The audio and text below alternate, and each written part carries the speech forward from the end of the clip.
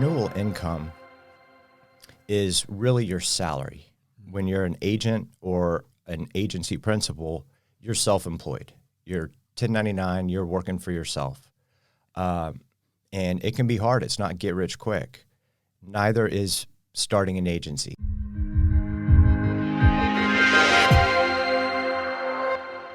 Hey, Gillen here from the Brokerage. Welcome to the BrokerLink podcast. Today we have a special guest for you guys, David Ireland, who is a regional sales director here at the Brokerage, to talk to us about how we can build an agency of our own. A lot of folks, they come into the business, they start building their own book, and then they want to start recruiting agents. So he's going to tell you how to do that today. Welcome to the BrokerLink, your trusted source for growing your insurance business. Brought to you by the Brokerage Inc. So who's a good candidate for building an agency? Why do you think someone should consider it? Generally, it's going to be a seasoned agent. Sometimes I get calls from agents who just started or thinking about getting into the business and already asking the question about, how do I start an agency? I generally don't recommend it for the new agent. Typically, it's going to be an experienced agent who's been doing it for a while. They know pretty much all the answers to all the questions they could get from both a prospect and a brand new agent. And perhaps most importantly, they've built up their book of business large enough to where they can live comfortably off of their renewals. So when you say seasoned agent, we've probably got some people that seasoned for them could mean a year, seasoned could mean 10 years. Have you seen a pattern of who are the most successful candidates, or what are some examples that you've seen of people that have made that decision? Okay, so I'll start off with some of our most or more successful agencies and kind of what their background has been. Some of them have come from different backgrounds within the industry. So we have some agency principals that prior to coming on with the brokerage and starting an agency worked for a carrier. Maybe they, and generally they would have started out as an agent selling, and then maybe just throughout their progression throughout their career, maybe got into management with, say, United Healthcare or Humana or Aetna. And then they decide to, at that point, break free and start an agency. And so they already have a pretty good background of how it works, both from selling, from the carrier's perspective and the carrier side. Got relationships, network. Yeah, exactly. And that's a really good point there. The relationships, who can certainly help.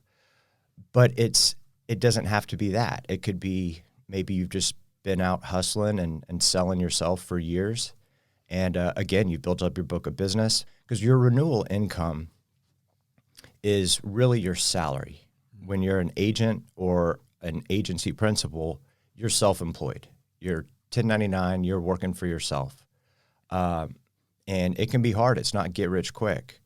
Neither is starting an agency. And so if you don't already have that renewal income built up to where you don't have to wake up every morning and the first thing you need to do is write some business yourself, then you're not going to be in a good position to actually support agents, because that's what having an agency is. It's having downline agents. Generally, they're going to be newer. They're going to have a lot of questions. They're going to count on you to help get them involved, maybe introduce them to some people, maybe some provider relationships you have. We have one agency principal that has been writing business for many years. He does a lot of provider marketing. So he works with a lot of doctors' offices, and over the years, he's accumulated more offices than he can actually work sufficiently, if that makes sense. So as he brings on new agents, he can introduce them to these doctors' offices, teach them about that office, how to manage that relationship to get business out of them. And he doesn't need that money himself. And that's kind of what it is in the bigger picture as well. It's you've written a lot of business, you've built up your book, you've developed a lot of relationships, and you have enough of it to where you can share the love. That's a really different approach than some of the stereotypical agencies in this industry. So, and not to hate on the life insurance side, but I think it's more commonly something that happens with life insurance is Medicare or even other health insurance products. The upfront commission is not insane, but to David's point, it's that residual book that you can build to where you get to a point where you can wake up and you got money coming in without you necessarily having to go write a new policy. Whereas some people build an agency and it pretty much goes like this: sell a policy. Okay, I'm an agent now. Now I go recruit 5 people and they all sell one policy, and then they go recruit 5 people. And that's where the stigma of the pyramid scheme of insurance comes in. That's not what we're talking about here. And that's why we brought in David. He really is the expert. He's helped several agencies to scale, and it's a much different approach. And I like what he said there. You build up your own book of business, you build up a territory, a business model, and then you share the love. Because I think and correct me if I'm wrong, I think what happens to a lot of people is it's just the natural next step to scale, right? Because they can only service so many clients. So they go, well, what's my next step? Well, I'm going to start bringing other people into the business, and that gets into overrides and our role into that. So I think that's a good segue into, how do we get started? What do overrides look like? Maybe we need to start by just defining that. And also, like, how do we do the math on that?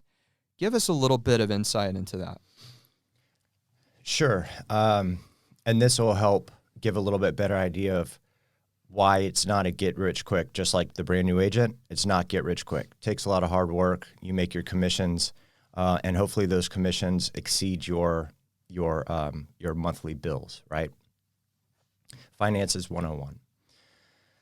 With the overrides, it's much less than the street level commission. So if you're planning on coming in, recruiting agents, and maybe not even writing business yourself. I've gotten those calls, had those conversations as well. Somebody wants to get into the business and just get some agents underneath them and make the overrides on it.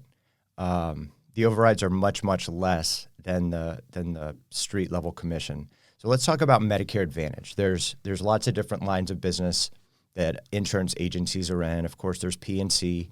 The brokerage, we don't deal with P&C. We're life and health. But let's tailor this conversation to Medicare Advantage specifically, because then that'll help with the numbers a little bit. So let's say somebody new to Medicare, you put them on a Medicare Advantage plan. The first year commission's $573. The brokerage, as the top of hierarchy, is getting an override from these carriers. Okay, so it doesn't come out of the agent's pocket at all. The agent is paid their commissions directly by the carrier, and then that carrier pays the brokerage our override. And the reason we get an override is because we have a full staff, full department. We are the back-end support of you, because you're getting into this business. You probably don't have a contracting expert sitting next to you all the time to help you through the process of contracting. You probably don't have a whole lot of the just the support that we offer in general. So anyway, we get paid an override by the carrier. And just to throw it out there, the override is a very, very small percentage of that 573. So like the agent makes way more downline than the FMO at the top of the hierarchy. Correct. Let's say somebody new to Medicare, an agent goes out and writes them on a Medicare Advantage plan. It's the first time. They make $570 first year commission. The brokerage, is the top of hierarchy, makes an override on that business. It doesn't come out of what the agent makes at all. The agent is paid their commission directly by the carrier, but then that carrier also pays the brokerage, in this case, an override on that business. And with that money, we are able to provide all of the back office support that you come to expect of us, our contracting department, to help you through that pretty can be difficult process of getting contracted with each and every one of the carriers. The marketing support, that's a big part of it. We are a national marketing organization. So what we do is we need income coming in to be able to spend money to help our agents get in front of more people and write more business. That's really our business model. So let's say that now you want to start an agency. Generally, start small. So let's just say a GA contract. And the numbers are going to be a little bit different for each carrier. Some of the carriers already have the levels carved out as far as depending on your size and what the override is corresponding with that agency level. But let's just say you start off as a GA, you have a couple of downline agents. Your agents are still going to make their full commission, but then you're going to make, let's just say, a $50 override on the business that your downline agents write. And it's important to note, too, you also get that override on your own business as the agency principal. So I didn't know that. If you're continuing to write business, you're getting an override on your own business as well. That's cool. So then that $50 comes out of the brokerage override, which we are more than okay with. We're really big on supporting our agency partners and agency growth. That's really a good way to scale it, and it's how to take it to the next level. But if you're thinking you want to start an agency just for the overrides, it's going to be pretty difficult. And that goes back to the whole building up your book of business, because if you're getting $50 on somebody new, if it's a plan change, it's generally going to be less than that. The renewals are maybe $2.50 per member per month at that override level. So again, but it adds up. And as you grow and as you get more agents and as all of the agents are producing more, writing more business, it certainly can build up to be a significant amount of money, but it's not easy to get there. Hey guys, wanted to take a moment to tell you about a great resource to help you grow your insurance business, and that is called the Broker Link. It's our free agent portal provided to all agents of the brokerage, but also if you're just interested in learning more about the brokerage, you can set up a free account today. So set up your free account in the Broker Link. It's our all-in-one agent resource center, and you will get instant access to our quote engines, training library, online contracting, and much more. Definitely want to invite you to do that. So how do you do it? Just go to theBrokerageinc.com and click Get Started. Again, that's theBrokerageinc.com. Get started.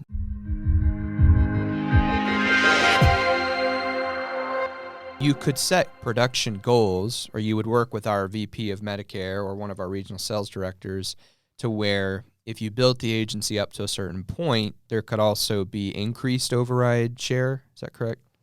Yeah, so there are, let's say, 3 or 4 different levels, and they have to do with size. So again, the smaller agency, maybe you have 2, 3 downline agents, you're a GA. Once you get to a certain point, you might have some of your downline agents that now they want to start a small agency. They know other people that they've told about what they do. They've decided to get licensed themselves, and they're experienced enough to be able to give some support to those agents. Now they want to be a GA. You can't outgrow your upline. So by that point, it probably makes sense to bump up the GA to the next level, which might be called an MGA or an SGA. There's a lot of acronyms. It's not really all that important what they mean, but once you grow, once you have more ready-to-sell agents, your production is higher, then you can move up to, let's say, a $100 override level. And then you want to basically promote one of your agents who wants to recruit and help support other agents, generally newer again. Then that $50 override your GA is now going to get comes out of yours. So you're still making a $50 override on that GA agent and that GA's downline agents. So you're not making more money in that case, but for the street level agents, you're making now a $100 override. And then there's another level after that for really the largest, or not largest, the larger agencies that aren't absolute top of hierarchy, like the brokerages. All right, so this is good so far. So we are sort of pre-qualifying what a good candidate is for building an agency, because it's going to be really hard to just get some FMO, if they're a good one. Let me preface by saying that. To get a good, solid FMO, for you to just walk in and you just got your insurance license or whatever and say, yeah, I'm ready to build an agency. And don't get us wrong, we do get those requests quite a bit. But David really is the guy that's the expert on this. And what I'm hearing is, okay, you as an individual, set your income goals. That's your first priority. How much money do I need coming in every month residually to where I am comfortable and I feel good about where I am, I guess, as a producer? And then I guess you kind of start feeling either you just really want to scale, or maybe you're somebody who feels a little maxed out, but you want to continue to grow that income. Okay, that's kind of the ideal candidate here. Regardless of your background, whether you used to be with a carrier or you've just been a hustling single producer, whatever your situation is, that's kind of who you need to be. So your next step is, okay, well, I want to start recruiting. I want to build an agency. The math behind that is you can get a GA contract, and that means that you can get these $50 overrides on those agents' production. So the agent's going to make the full commission. The brokerage, we get our override, and we give you a cut of it, right, as a support system for you to continue to grow your agency. All right, so that's who we are. This is where I am as an agent. Now, David, what's next? How do I start to build this agency? How do I set goals? What should I be doing? How do I recruit? That's like 10 questions in one. But just share your experience, because you've had a lot of success with this. And to me, from what I've observed, like, this is kind of your specialty, is helping people like what we just described to scale up. First things first, how are you going to be structured? When you're a producing agent, you're generally writing business as an individual. So let's rewind a little bit. You decide to get into the insurance business probably recently. You probably weren't, the 7-year-old kid that said, I want to grow up and be an insurance agent. You probably wanted to be a fireman or an astronaut, but whatever life dealt, somehow we end up in the insurance industry, and it's a great one to be in. But then you get your insurance license, right? You have to go study for the insurance test. You get your insurance license. You get contracted with the carriers. You're writing business as an individual. Now, you can also write business as an entity, as an LLC, as just an individual producer, even without an agency. But generally, most agents are just writing business as an individual. So, in other words, instead of having a tax ID number, it's your social security number. When you go to start an agency, you don't have to necessarily change. You don't have to go get an agency license with the state. You don't have to start an LLC. You can be a quote unquote agency with downline agents just as an individual. It's a good idea to go the LLC route and the agency license route. Particularly if you're going to have a partner or partners, then it's really important, because there can only be one principal for an agency. So if you're going to have partners, then more than one people can be in the LLC, and then you have the terms, for lack of a better word, spelled out within the LLC as to the division of the money, basically the percentage ownership. However that's going to be structured, that's up to you and your tax advisor. Yeah. No, I think that's a good point to sit on for a minute, because a lot of people are confused just about that element. Very key word there. There can only be one principal, okay? But that's different from your structure with the IRS, right? So the principal is the person that the carrier signs these contracts with, between the brokerage and the carrier and that principal agent. but the income share, the business banking account, who owns the entity, that's your LLC. So you can have an agency with multiple partners if you think that that's the right strategy for you. And then, correct me if I'm wrong, I guess you would have like backup principals. So somebody dies or something, the principal gets assigned to this other person. Yeah, that's getting into probably part two of this. Yeah, that can get relatively complex, but basically there's just one there can only be one principal. So if you have an LLC and you want to write business as that, then you need to get an agency insurance license through the state, and that license is for that LLC. On the paperwork, it requires you to list a principal. You can't list more than one. So if it's you and a partner that are going to do this, you decide who's going to be the principal of this agency, and the carriers recognize that as well. But then, on the back end, you have a business checking account that you both have access to. You might be 50-50 partners within the LLC, but as far as on paper, there's only one principal technically. That also helps with, as far as tax purposes, keeps your income separate. So you can have, if you're a producing agency principal, you can have your personal commissions. You could write business as an individual under your own agency, have those personal commissions come to your own personal checking account, and then the overrides that comes in is all from the LLC, the agency. That money goes into the business bank account, so it's easy to separate that come tax time. That's not the only way to do it. You could also set yourself up as a solicitor under your own agency. And so basically you're writing business as an individual, but your agency owns the business. And so all of that income is going to go through the business account. Got it. No, those are very important details. And I agree with you. That's a part two, because that's very particular to your unique situation and your goals and what you're trying to do. But at least, I guess, the reason we stopped on that for a minute was just to say there's a lot to think about. And the other good thing is it's not concrete, right? We've seen a lot of people where that evolves over time. The point is you need to think about this before you start setting these goals. So, okay, next step, we've made a decision on that, whatever that decision is. Okay, so now I'm going to start building an agency. Where do I start? Usually you already have one, maybe two people identified. So you're writing business. Maybe you have, maybe one of your children is now grown and you want to get them in it. Kind of tying that back to the LLC side, you might want to do this agency as sort of a succession plan. You've built up a book of business. What's going to happen to that when you decide to call it quits, or when you ultimately pass?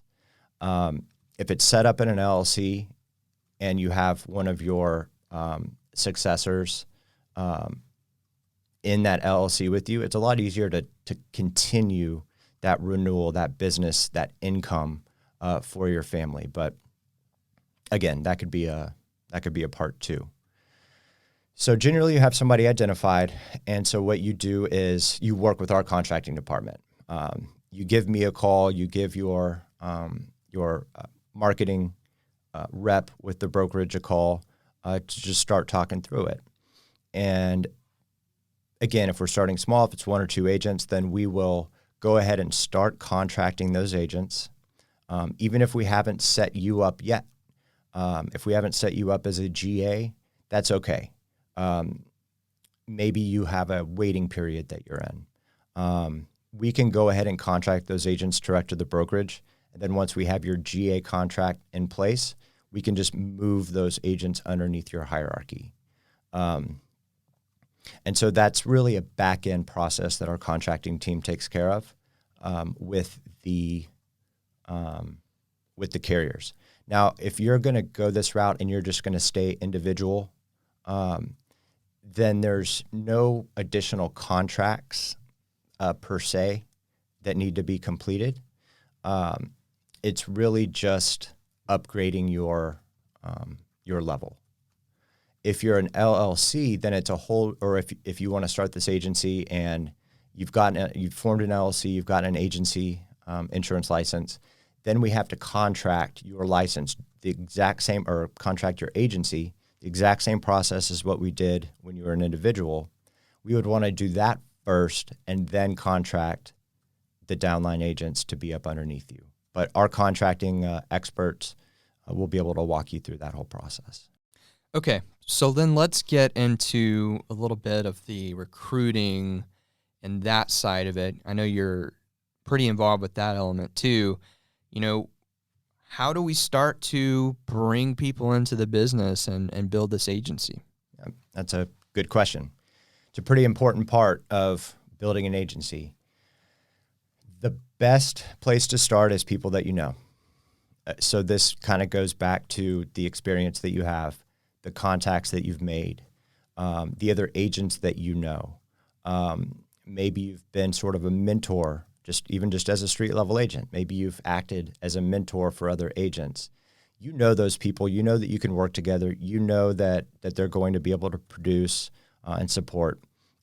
Friends, people that you already know are just generally going to be the best, as opposed to just a total random stranger. But we're going to need those total random strangers at some point to grow. So there's different ways to do that. We generally like to target newer agents. So there's data out there from the various state departments of insurance that show who recently got their insurance license. Sometimes, many times, when people get their insurance license, they're not 100% sure of what direction they're going to go. Maybe they had an idea of the direction they were going to go, but then they quickly figured out that they really don't like it. They don't enjoy it. Maybe they got it because they wanted to sell life insurance. They started doing that for a little bit, and it's hard. And now they're looking for more, or maybe it's easy and they want to add more lines. They're thinking, well, what else can I do with this license? And so the newer agents are generally who we target. They're also moldable. They're generally motivated. Not already working with another upline. And it's not a deal breaker. It's great to be able to recruit experienced agents that are already high producers. But generally when we're recruiting, we are looking for those newer agents. And what we're doing is not just calling them up or sending them a postcard and saying, hey, you should contract under us. It's selling what is it that we do. So it's selling the industry itself. So as we're talking about Medicare, here's the opportunity. Here's how many people are turning 65 every day. They have to get at least a standalone drug plan. So we're not really having to create a need in this industry. So it's just explaining that. It's explaining the income potential. And then it's explaining why us, because we're not the only NMA out there. You're not the only GA out there. So what is your value proposition?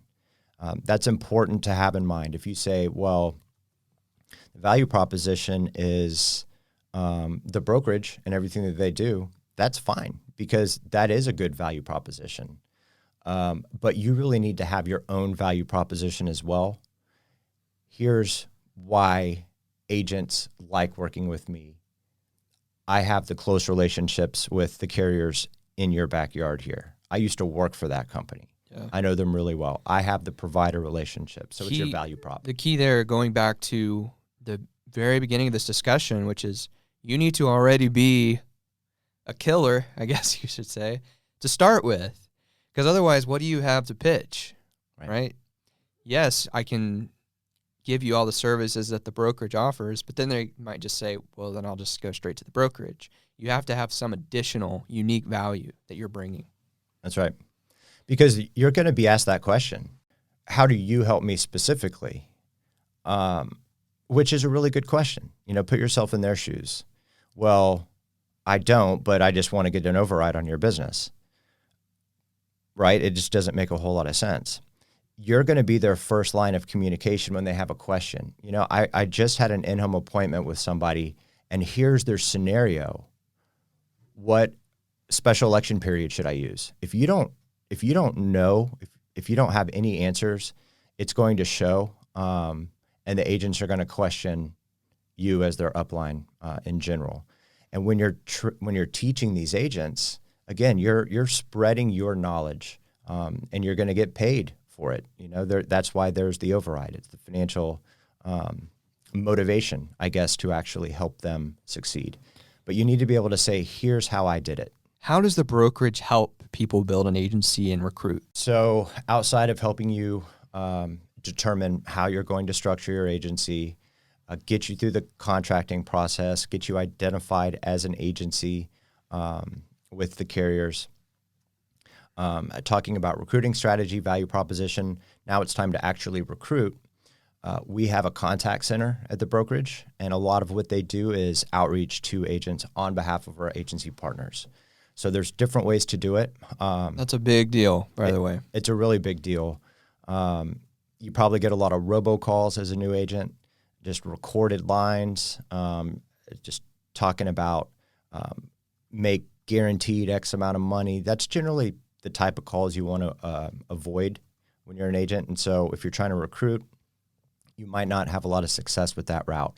What we do is we have real people that are here in our building that call. They're familiar with the business. They're familiar with the partner that we're calling to recruit on behalf of, so that they can give them a little bit of a teaser, so to speak, about maybe who we are as the brokerage, who the agency is. And that's part of the strategy discussion that we'll have. Do you want to advertise the brokerage and all of the support and programs that we have, as well as your own value proposition? Or do you want to keep the brokerage out of it? Maybe you just want us to recruit. We're calling on behalf of so-and-so insurance agency, which is yours, and it's just that value prop. But we can completely customize it and tailor it to the strategy that we've laid out. And then what they're doing is they're inviting you to a meeting. Generally, you're going to have better luck recruiting agents if you're face-to-face with them. The best way to do that is in a group setting. It can be very casual. It could be over lunch. You can invite them to lunch. Sometimes these agents have a full-time job and they can't come to a 10 a.m. meeting or a 2 p.m. You could do it in the evenings, weekends. It could be as informal or as formal as you want it to be. But the whole idea is to try to get them in a room where we can sell them not only on the industry, but on you as an agency. Another thing I'd like to throw in there too is that would be our outbound model of how we can actively be helping you. The other side, and I think this is, a pitch for us, is that we are always doing our own recruiting, outbound and inbound as well. And so when you partner with an organization like the brokerage, we already have a lot of momentum that's been built over the years and a lot of demand, a lot of carrier relationships. We invest a lot in online marketing. And so a lot of times what happens is we may have a potential recruit that's just come through our own pipeline that we think you would be a good fit for, and we'll actually just match you up. Now, that's not like, don't come expecting that day one, but we do. Once we build these relationships with agencies and there's production there, and there's some goodwill and some trust, a lot of times we determine that it's actually better for them to just be under your agency than through us for a given reason. So that's just another one of those pieces of the puzzle where, you partner with the right organization, you're going to see things come to fruition. And I guess, I would ask you, David, why do we do it? Why do we help people build agencies? What's in it for us? Why do we do it? Scale, right? There's only so much of us. Agents need support. We have a lot of support to give. But if you are in rural Kansas and you're a brand new agent, it probably makes sense to partner you up or team you up with an agency partner that we have there that has those additional relationships that we might not necessarily have, that might have that really detailed drill down knowledge of the products and the hospital systems. Because remember, a lot of these plans are network based. there's a lot of nuances geographically speaking. And so it doesn't make sense for us to do a lot of recruiting efforts for agents where we don't have those boots on the ground ourselves and let agents die on the vine. That's not going to do anybody any good. That's not going to do the agent themselves any good. That's not going to do us any good. If we can partner them up with an agency partner of ours who can help them make sure that they're going to be successful, that's a win-win for everybody. Absolutely. We don't make money if the agents don't make money. Right. That's just how it works at the end of the day. All right, so hope this has helped you guys. Thanks again, David, for coming on. And I do want to close by also saying that, hey, we're always taking on new agencies. So if you're an individual listening and you've already done the work, you've already built up a book, you've got some agents, and maybe you just are saying, I'm not getting the support that I need. I've been really intrigued by this conversation, and I'm interested in working with you guys because apparently you guys can help me scale. We'd love to talk to you about that as well. We have a full process, a full team that can help you transition if you're interested in doing that as well. So David, thanks again. I think this has been good. And for those that are really wanting to go for it, I think this is going to provide a lot of information for them. Yeah, thanks for having me. You've been listening to The Broker Link, where we empower insurance agents to sell more, earn more, and stay independent. If you're looking for a partner dedicated to helping you grow your insurance business, visit us at thebrokerageinc.com. We'll see you next week. Hey guys, thanks again for listening to our podcast. We really appreciate you being here. If you've been listening to us for some time, or even if this is your first time of exposure to the Brokerage Inc., a lot of folks ask us, how do I get started, or how do I learn more about getting started with the brokerage? I want to give you a little bit of info about that real quick. The best way that you can learn about getting started with us is just go to thebrokerageInc.com. Right there on the homepage, there's a button that says Get Started. That would be my first step for you. ThebrokerageInc.com, Get Started. And that's going to prompt you to set up a free account in our agent portal. Now from there, you're going to get an inside look at everything we offer. And we'll even connect you to some very helpful new agent advisors here at the brokerage that can answer any questions you may have. There's no pressure. We're not going to try to force you. We only want people that want to work with us. That's the truth at the end of the day. And if that's you, if you're interested in working with us, I would encourage you today, go to thebrokerageinc.com, get started, and then again, you can take an inside look at everything we offer, and then our team can guide you from there if you want to move forward.